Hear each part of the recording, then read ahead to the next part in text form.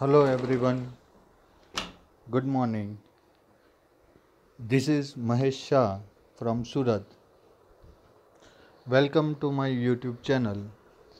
This video is for Standard 6, Subject Social Science, Chapter 1, Part 2. So in last video we discussed about what are the sources of history and what is the importance of that, as well as we studied about the Tadpatra and Bhojpatra. How did in ancient time people use this Tadpatra and Bhojpatra to write the things, and it is a source of history because many literatures and many ancient terms and conditions we studied by this Tadpatra and Bhojpatra. In today's video, we are going to study about stone inscription and metal inscription and vessels, ornaments and tools of ancient time.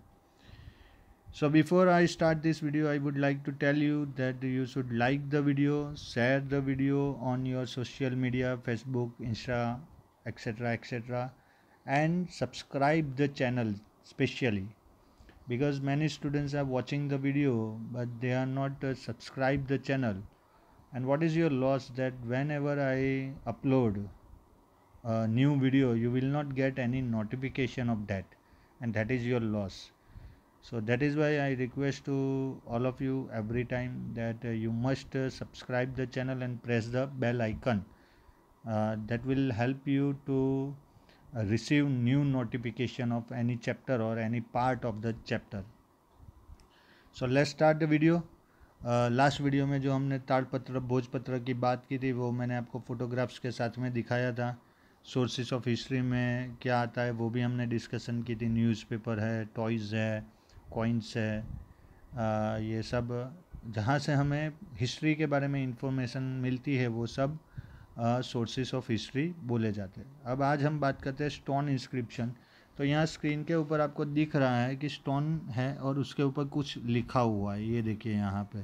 और यहाँ पे तो stone carving भी है, elephant और सब figures आपको यहाँ पे दिख रही है. आप अगर ध्यान से देखेंगे तो ये देखिए यहाँ पे आपको कुछ लिखा हुआ दिखाई देगा, दिख रहा है. ये स्टोन इंस्क्रिप्शन इसको बोला जाता है. ये देखिए यहाँ पे कितने सारे यहाँ पे फिगर्स है, हॉर्स है, बैटल का एक सीन है यहाँ पे. अब ये जो स्टोन इंस्क्रिप्शन होते थे वो पहले यूज़ होते थे. जैसे सम्राट अशोक का स्टोन इंस्क्रिप्शन है जूनागढ़ में, वो बहुत फेमस है, काफ़ी लोग उसको देखने जाते. इससे बेनिफिट ये होता था कि जो भोजपत्र और ताड़पत्र में जो प्रॉब्लम था, यानी भोजपत्र और ताड़पत्र इंसेक्ट जो होते थे वो डैमेज कर देते थे, या तो हीट या वाटर से वो डैमेज होते थे, वो यहाँ पे नहीं होता था क्योंकि ये स्टोन के ऊपर कार्विंग किया हुआ है और ये लॉन्ग टर्म प्रिजर्व रहता था. यानी अशोक ने जब उनके टाइम में जो लिखा था वो आज की डेट में हमें पता है, तभी हम जान सके कि सम्राट अशोक कैसे थे, उन्होंने क्या कॉन्कर किया था. वैसे बहुत सारे रूलर्सों ने जो किंग्स थे उन्होंने अपने टाइम में अपनी जो भी अचीवमेंट थी या जो भी ट्रीटी होती थी, यानी एक किंगडम और दूसरे किंगडम के बीच में जो भी डील होती थी वो ऐसे स्टोन के ऊपर लिखी जाती थी, जिसको बोला जाता था स्टोन इंस्क्रिप्शन. तो in ancient times many incidents like achievements of Kings, writing of orders and treaties with other states were carved on stone और metal plates. क्योंकि वो टाइम पे ऐसा कोई पेपर या कंप्यूटर तो था नहीं, इसलिए स्टोन पे इसको कार्व किया जाता था और इसके लिए चीज़र और हैमर का यूज़ होता था. अब जो मेटल प्लेट की बात की है तो यहाँ पे है ये मेटल प्लेट्स, आप यहाँ पे देख सकते हो. ये मेटल प्लेट है, मेटल के ऊपर ये एम्बोस किया हुआ है. ये भी आप अगर जूम करके देखोगे तो ये आपको दिखेगा, देखिए कुछ लिखा हुआ दिखाई दे रहा है. तो ये फ़ोटोग्राफ्स आपके टेक्स्ट बुक में नहीं है, स्पेशली मैंने आपके लिए ही यहाँ पे अपलोड किए है जिससे आपको पता चले कि ये है क्या. तो पहले के ज़माने में कोई भी कॉन्ट्रैक्ट या वगैरह कुछ होता था तो ऐसे मेटल या तो स्टोन के ऊपर उसको ऐसे कार्व किया जाता था, लिखा जाता था, जिससे वो लॉन्ग टर्म तक रहे. क्योंकि पेपर और पेन वो टाइम पे अभी तक इन्वेंट नहीं हुआ था। This metal plates and stone writing known as inscription. तो ये जो मेटल और स्टोन के ऊपर जो लिखा जाता है उसको बोलते हैं स्टोन और metal inscription. Exist even today and are preserved in archives such as the National Archives of Delhi। तो ऐसे बहुत सारे स्टोन और मेटल इंस्क्रिप्शन है आज की डेट में भी हमारी कंट्री में, जिसको यहाँ पे ये है नेशनल आर्काइव्स ऑफ दिल्ली। ये उसका पिक्चर है, ये उसके अंदर के सीन है कि उसके अंदर कैसा है। अगर आप ध्यान से देखेंगे तो ये एक्चुअली में फ़ोटोग्राफ्स नीचे है इसलिए ज़्यादा जूम नहीं होगा, पर इसके फ़ोटोग्राफ्स आपको नेट के ऊपर से इजीली अवेलेबल हो जाएंगे कि दिल्ली का जो नेशनल आर्काइव है वो कैसा दिखता है। तो इस तरह से वो दिखता है। यहाँ पे ये स्टोन और मेटल इंस्क्रिप्शन बहुत सारे स्टोर किए हैं। यहाँ पे भोजपत्र और ताम्रपत्र की भी कॉपी मिलेगी। और बड़ौदा है, वडोदरा जो सिटी, वहाँ पे भी एक लाइब्रेरी है जहाँ पे ऐसे पुराने जो डॉक्यूमेंट्स है वो प्रिजर्व किए जाते हैं। इसको प्रिजर्व करना पड़ता है क्योंकि ये डैमेज होने के बहुत सारे चांसेस है। तो ये हमारा नेशनल आर्काइव्स ऑफ दिल्ली है जहाँ पे ये स्टोन और मेटल इंस्क्रिप्शन प्रिजर्व किए हुए हैं, वहाँ पे रखे हुए हैं। अगर आप कभी दिल्ली जाओ तो आप यहाँ पे विज़िट कर सकते हो और आप जान सकते हो कि यहाँ पे क्या क्या रखा हुआ है। तो ये नेशनल आर्काइव्स का भी फ़ोटो आपके टेक्स्ट बुक में नहीं है, पर यहाँ पे आपके इन्फॉर्मेशन और जनरल नॉलेज के लिए मैंने ये फ़ोटो अपलोड किया है। तो अब शायद आपको ये दोनों स्टोन इंस्क्रिप्शन और ये मेटल इंस्क्रिप्शन क्लियरली समझ में आ गया कि ये क्या है। अब हम बात करते हैं कि पहले के टाइम में जब कोई भी मशीन्स नहीं थे, इतना एडवांस टेक्नोलॉजी नहीं था, तब कैसे वेसल्स और ऑर्नामेंट्स बनते थे। अब ये जो मेटल और स्टोन इंस्क्रिप्शन आपने देखा ये सब हाथ से बनाया हुआ है, क्योंकि वो टाइम पे मशीन तो अवेलेबल ही नहीं थे। जैसे आज की डेट में है वैसे वो टाइम पे नहीं थे। तो देखिए कि ये बनाने में कितना टाइम जाता है और इतना स्टोन के ऊपर लिखना, आप यहाँ पे देख सकते हो कि स्टोन के ऊपर ऐसे लिखना उसके लिए कितना टैलेंट चाहिए और कितना ये पेशेंस वाला काम है। ऐसा नहीं है कि आपने जैसे नोटबुक के कोई भी पेज पे कुछ भी लिख दिया वैसे स्टोन के ऊपर आप लिखो। वहाँ पे चॉक से नहीं लिखना था, वहाँ पे उसको खुरेद कर बनाना पड़ता था। उसको कार्विंग बोलते हैं, स्टोन कार्विंग। तो ये बहुत ही डिफ़िकल्ट वर्क था वो टाइम पे। अब वेसल्स जो बनते थे वो कैसे थे, तो ये है फ़ोटो। ये ऐसे पुराने मिट्टी के वेसल्स हैं, ये देखिए आप, ये प्रिजर्व किया हुआ है, ये सब संभाल के रखे। ये तो आपके अगर विलेज में कोई आपका नेटिव होम है तो वहाँ पे भी आपको ऐसे सब वेसल्स दिखे जाते थे। तो पहले तो earlier time all the vessels made from clay, soil से बनते थे। फिर सब जब कॉपर और ब्रास डिस्कवर हुआ तो उसके बाद ऐसे ब्रास और कॉपर के वेसल्स यूज़ होने लगे पुराने ज़माने में। अब आज की डेट में भी हमारे घर पे कॉपर के बहुत सारे मटेरियल्स होते हैं, पर वो हम ज़्यादा इतने टूल्स यूज़ नहीं करते। पर स्पेशली जब कोई ऐसा फंक्शन हो जिसमें भगवान की कथा करनी है या पूजा करनी है, वो टाइम पे हम ये ध्यादा प्रीफर करते हैं। तब हमारे जो स्टेनलेस स्टील के जो वेसल्स है वो हम यूज़ नहीं करते। तो ऐसे पुराने ज़माने के वेसल्स थे। अब ये आप ध्यान से देखो तो इसके ऊपर देखो डिज़ाइंस भी कैसे बनाई है। वो टाइम पे ऐसे कोई मशीन्स नहीं थे तो भी यहाँ पे हमें डिज़ाइंस दिख रही है। तो आप समझ सकते हो, इसके ऊपर भी आप देखिए ध्यान से, ये देखिए छोटी छोटी डिज़ाइंस है। तो ये मशीन से नहीं, ये सब हाथ से बना हुआ है। तो हम ये समझ सकते हैं कि इससे ये सब जो चीज़ें हमें मिलती है एग्जीबिशन के टाइम पे, उससे कितना हमें आइडिया आता है कि हमारी कंट्री में पहले कैसे होता था। अब ऑर्नामेंट्स की बात करें तो ये देखिए ऑर्नामेंट्स है सब, ये देखिए गोल्ड, सिल्वर, डायमंड, ये सब ऑर्नामेंट्स हमारी कंट्री में। ये देखिए ये कहाँ पे ऐसे कैसे स्टिक किया हुआ है। आप देखिए यहाँ पे ये कोई किंग की फ़ोटो है तो वहाँ पे भी आप देख सकते हो कि उसके इधर क्राउन में और गले में देखिए कितना सब उसने ज्वेलरी पहना हुआ है। तो ज्वेलरी का पहले से ही हमारी कंट्री में बहुत ही इम्पोर्टेंस रहा है। हमारे जो रूलर्स थे वो बहुत ही कॉस्टली ज्वेलरीज पहनते थे और ये सब हाथ से बनाई हुई थी। अभी जैसे मशीन पे रख दिया और बन गई वैसे नहीं, हाथ से बनाई हुई। और बीड्स है, फिर हमारी कंट्री का इनेमल वर्क है, अकीक वर्क है, इनले वर्क है, ये सब वर्क हमारी कंट्री के पूरे वर्ल्ड में फेमस थे। और ज्वेलरी इतनी अच्छी बढ़िया बनाते थे कि आज के डेट में भी ज्वेलरी डिज़ाइन, जो गोल्ड की ज्वेलरी बनती है या सिल्वर की जो ज्वेलरी बनती है, उसकी डिज़ाइन जो हम बनाते हैं वो दुनिया के बाकी जितने भी कंट्रीज़ है उसमें उससे अलग हो जाती है। अब टूल्स की बात करें तो पहले तो ऐसे स्टोन के टूल्स बनते थे, आप देखिए ये ऐसे यूज़ होते थे। अब यहाँ पे अगर आप देखोगे तो ये यूज़ बताया है कि कौन से यूज़ में कौन सा टूल्स यूज़ होता था। ये देखिए आप यहाँ पे, ये आपको क्लियरली यहाँ पे दिख रहा है, देखिए ये। तो पहले के ज़माने में ऐसे स्टोन के टूल्स हुआ करते थे। फिर बाद में जब मेटल डिस्कवर हुई, कॉपर, तो फिर इस तरह उसको स्टिक या स्टोन के ऊपर लगा के उसको यूज़ करना चालू किया। ये सब ये पुराने जो टूल्स होते थे उसकी फ़ोटो है ये वाली, आप देख सकते हैं यहाँ पे। ये भी आपके टेक्स्ट बुक में नहीं है, एक सिंपल फ़ोटो है, पर ये ज़्यादा मिलेगी यहाँ से, आप ये क्लियरली देख सकते हैं। ये देखिए स्टोन से बना हुआ है सब। तो जब कोई इतना नॉलेज नहीं था, जब इतनी डिस्कवरीज नहीं हुई थी, तब हमारे कंट्री में ये सब टूल्स भी यूज़ होते थे। जो प्रिमिटिव मैंस थे वो ऐसे टूल्स यूज़ करते थे, हंटिंग के लिए यूज़ करते थे। फिर धीरे धीरे उसका डोमेस्टिक यूज़ चालू हुआ, फिर मेटल डिस्कवर हुई, फिर मेटल के टूल्स बने। और आज की डेट में तो हमारे आजू बाजू में बहुत सारे टूल्स हैं, मशीन्स है, fan, AC, washing machine, juicer, mixer, grinder, ये सब मशीन्स है और ये सब मेटल में से बनी हुई है।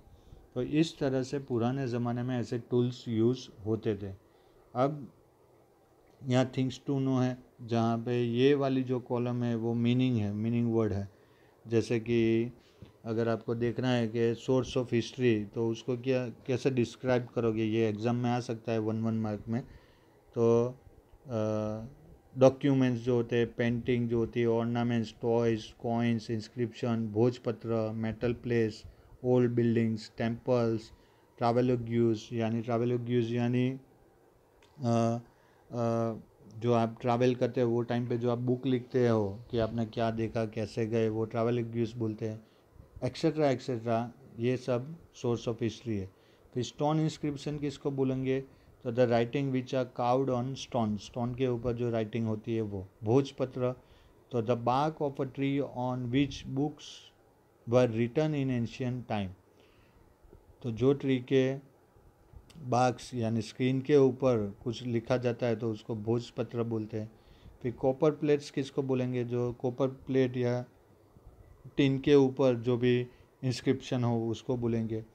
कार्बन डेटिंग सिस्टम किसको बोलेंगे, तो ये एक ऐसी सिस्टम है जिससे आर्कियोलॉजिस्ट जो है वो जो प्रोडक्ट मिली है वो कितनी पुरानी है वो जान सकते हैं। तो carbon dating system is use by archaeologist to know the exact date and time of a finding, जो भी प्रोडक्ट मिली है वो कितना पुराना है वो इससे जान सकते हैं। आर्काइव्स किसको बोलते हैं, तो पीसेस विच स्टोर हिस्टोरिकल रिकॉर्ड्स, प्लेसेस, तो जहाँ पे प्लेसेस, जिस प्लेस के ऊपर ऐसे हिस्टोरिकल रिकॉर्ड्स रखे जाते हैं उसको आर्काइव बोलते हैं।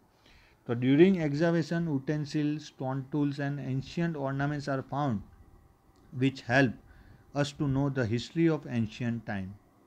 Besides, on gather information on similar object found from an excavation site near your residence, अगर आपके आजू बाजू ऐसा कुछ मिला है तो आप उसके ऊपर भी इंफॉर्मेशन गैदर कर सकते हैं। Just as archaeologist do, we too can know the history of ancient time from old coins, stone inscription, paintings and metal plates. जैसे आर्कियोलॉजिस्ट सर्वे करके बताते हैं वैसे ही हम लोग भी ये इंफॉर्मेशन ढूंढ सकते हैं अगर हमारे पास ऐसा कुछ मटेरियल है तो मैंने आपको बोला था कि आपको न्यूज़पेपर रीड करना है जिससे आपका इंग्लिश का जो कमांड है वो अच्छा हो जाए और आपको और इन्फॉर्मेशन मिले। और आपको एक हैबिट बनानी है, ये भी मैंने बोला था कि कुछ कलेक्शन की हैबिट बनानी है, जैसे न्यूज़पेपर कटिंग है या स्टैम्प्स है या कॉइन्स है। तो ये फ्यूचर में आपको हेल्प में आएगा, तब आप फ्यूचर जनरेशन को बता सकते हो कि जब हम छोटे थे तो ऐसा ऐसा होता था। और एक थिंग्स टू नो है, तो जो आर्काइव्स है, जो कॉपर प्लेस भोजपत्र मैन्यूस्क्रिप्ट जो है वो कहाँ कहाँ पे रखी गई है। तो यहाँ पे मैंने फ़ोटोग्राफ्स दिए आपके टेक्स्ट बुक के अंदर, खाली नाम दिए हुए हैं। एक है श्री हेमचंद्राचार्य लाइब्रेरी पाटन, तो ये श्री हेमचंद्राचार्य लाइब्रेरी है पाटन में जो है वो। सेकंड है LD institute of ideology Navrangpura Ahmedabad, तो ये अहमदाबाद में जो एलडी इंस्टीट्यूशन ऑफ आइडियोलॉजी है वो है। फिर है ट्राइबल म्यूज़ियम गुजरात विद्यापीठ अहमदाबाद, तो ये ट्राइबल म्यूज़ियम है जिसमें ऐसे आपको सब स्टैच्यू मिलेंगे जो आपको एक विलेज की लाइफस्टाइल कैसी है उसके बारे में इंफॉर्मेशन देते हैं। और फोर्थ है महावीर जैन आराधना केंद्र कोबा गांधीनगर, तो ये महावीर जैन आराधना केंद्र है जो गांधीनगर में है, तो ये भी आपके टेक्स्ट बुक के अंदर नहीं है। तो ये चैप्टर से हमें क्या सीखने को मिला है एग्जैक्टली कि जो सोर्स ऑफ हिस्ट्री है वो हमें एंशियंट टाइम के बारे में बताते हैं। जैसे मैंने एग्जांपल दिया किंग अशोक का, तो वैसे बहुत सारे किंग हमारी कंट्री में थे, जैसे हर्षवर्धन है नॉर्थ इंडिया का रूलर, कनौज का रूलर, वो बहुत ही पावरफुल था वो टाइम पे। फिर वही टाइम पे साउथ इंडिया में पुलिकेशी टू थे। फिर बहुत सारी डायनेस्टी हमारे यहाँ चालू हुई थी, चालुक्य डायनेस्टी है, पांड्या डायनेस्टी है। फिर साउथ इंडिया के जो टेम्पल्स है उनकी जो आर्किटेक्चर स्टाइल है वो क्या है, जैसे द्रविडियन स्टाइल आर्किटेक्चर होती है, ईरानियन स्टाइल आर्किटेक्चर होता है। तो ये जब स्टाइल है, कौन सी स्टाइल से वो मोनूमेंट बना है वो कैसे हमें पता चलेगा। तो वो बिल्डिंग अगर रहेगा तो हम उससे उसकी स्टडी करके ये जान सकते हैं। जैसे ताजमहल है, तो ताजमहल में हिंदू आर्किटेक्चर, अरेबियन आर्किटेक्चर, ये सब जितने भी फॉर्म्स थे वो सब यूज़ हुए, तब जाके इतना बड़ा ताजमहल बना था जो 7 वंडर ऑफ द वर्ल्ड में से एक है। फिर रेड फोर्ट है, या तो बुलंद दरवाज़ा है, या 2.5 दिन का झोपड़ा है, या कुतुब मीनार है, या बृहदेश्वर टेम्पल है, महाबलीपुरम टेम्पल है। ये सब कैसे बना, किस तरह बना, पालीताना के जैन टेम्पल्स है। तो ये सब इन्फॉर्मेशन ये हमने जब देखा तो उसकी स्टडी से हमें पता चला। अगर ताजमहल होता ही नहीं तो हमें पता होता कि ताजमहल कैसा था, किसने बनाया था, क्या यूज़ हुआ था, कितना कॉस्टिंग हुआ था, कौन से ईयर में बना था, तो हमें नहीं पता चलता। या तो पता चलता फिर भी हम देख तो नहीं पाते। तो ये सोर्सेज का मेन बेनिफिट ये है कि जब हमारे पास ऐसे हिस्टोरिकल सोर्सेज होते हैं तो हम पुराने टाइम में क्या होता था वो पता कर सकते हैं। जैसे अभी 3000 ईयर्स पहले हमारे यहाँ जो फर्स्ट हमारी इंडियन सिविलाइजेशन थी, इंडस वैली सिविलाइजेशन जिसको बोलते हैं, जिसमें हड़प्पा और मोहनजोदड़ो सिविलाइजेशन में कैसा होता था। तो अगर शायद आपने मोहनजोदड़ो मूवी देखा हो तो आपको पता चल जाएगा। पर ये मूवी भी कैसे बना, तो इसका लिटरेचर हमारे पास था, उसके बेस से ये मूवी बना। तो हमें पता चला कि भाई हमारे सिविलाइजेशन में क्या होता था, कैसे काम करते थे, कौन से ट्रेड होते थे। फिर जब लोथल हमें मिला तो हमें पता चला कि भाई गुजरात हमारा इतना पुराना है जो हड़प्पा मोहनजोदड़ो टाइम का है, कि लोथल एक पोर्ट था, वहाँ पे फॉरेन कंट्री से शिप्स आते थे और ट्रेडिंग होता था। फिर साउथ इंडिया में जब हम गए वहाँ से हमें जो सोर्सेस मिले उससे हमें पता चला कि साउथ इंडियन जो थे वो द्रविडियन कम्युनिटी के लोग हैं।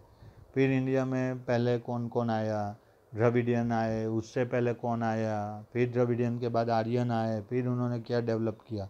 तो ये सब सारी इन्फॉर्मेशन जो हिस्ट्री की होती है वो हमें पता कहाँ से चली, तो ये जो सोर्सेस है वहाँ से पता चली।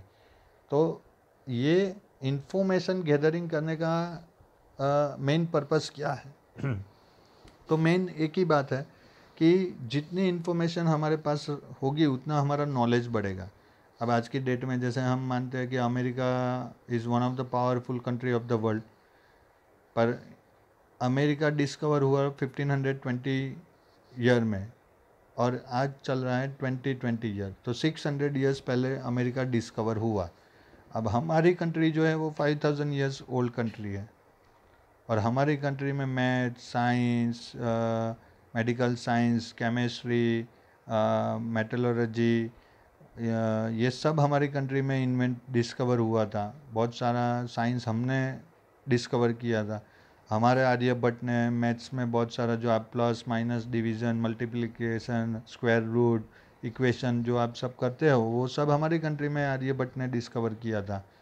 तो ये हमें कब पता चला, जब आर्यभट्ट ने कोई सोर्सेस कुछ बुक लिख के रखी होगी वो हमें मिली, तब हमें पता चला कि भाई ज़ीरो की डिस्कवरी इंडिया में हुई थी, या प्लैनेट क्या है, स्पेस क्या है, ये सब हमें तब पता चला जब इसके डॉक्यूमेंट्स हमारे पास आए। तो सोर्सेस का मेन बेनिफिट ये है कि हमें पता चल जाता है कि हमारी कंट्री की हेरिटेज कितनी पावरफुल थी, हम कितना जानते थे। पर ये ब्रिटिशर्स बीच में आए, 200 ईयर्स उन्होंने हम पे रूल किया, और इस चक्कर में हम हमारा सब नॉलेज भूल गए और हमें लगता है कि अमेरिका बेस्ट है। पर ऐसा नहीं है। India is one of the powerful nation and prosperous nation of the history. अब हमारे ऊपर डिपेंड है कि हमें इंडिया को आगे पावरफुल बनाना है कि नहीं बनाना है। अगर बनाना है तो आपको पढ़ाई के ऊपर ध्यान देना पड़ेगा, अच्छे मार्क्स लाने पड़ेंगे, साइंटिस्ट या डॉक्टर बनना पड़ेगा, तब जाके ये पॉसिबल होगा। तो ये चैप्टर का मेन पर्पस यही था। उसके बाद ये एक्सरसाइज है, ये एक्सरसाइज आपको सॉल्व करनी है। अगर आपको कुछ डाउट है तो आप मुझे टेक्स्ट करके पूछ सकते हो कि इसका आंसर क्या है, और भी कोई क्वेरी हो आपकी तो भी आप मुझे पूछ सकते हो।